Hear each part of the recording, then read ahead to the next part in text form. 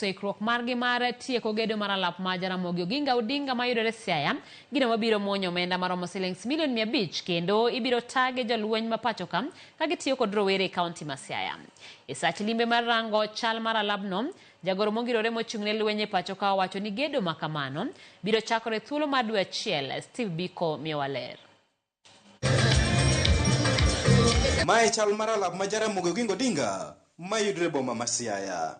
Gedo mar alabni nochakore sirkal mokalo kendo yudo lokruok mar ariyo e sirkalni mano weyo ka entiere okang' monyalo bago tuke madongo. Stadium bwani wagombo ni mondo med bedo maber moloyo kaka entiere sani ni, kendo wang'eyo ni very soon construction dhi mbele. Kaka uneno pavilion wine pavilion na majaber kendo manyasani kendo ting'o ji 2,000 gi wiye.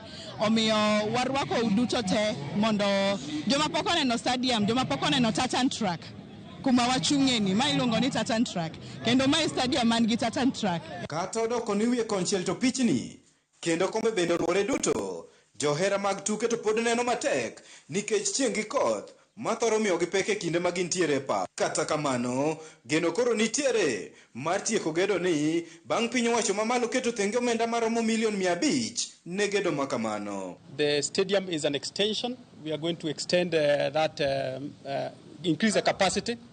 They increase the capacity of the stadium. We are looking into doing the canopy and many other associated facilities around the stadium. Gedo mar alap ma Siaya biro chakore kuom thuolo mar dwe achiel kendo biro chwale mapiyo mondo chiw thuolo mar bago tuke mapogore. So you within 3 weeks, maximum 1 month, these projects will start.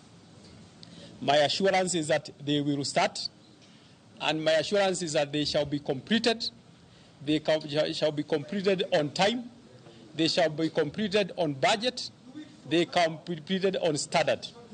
That you can take home. That is a commitment that we have. Tieko gedo mar alap ma Siaya bende biro chuogo thuolo mag tije ahinya to ne rowere kaunti no. It is not to say that the military are the ones who come and do the stadium. They will just be supervising. The young people here will be employed in those projects so that they can also be employed in as you do this project. Geno mar kaunti ma Siaya en bago tuke madongo e alabni mabiro geto chumi mar kaunti no. Steve Biko, Ramogi TV.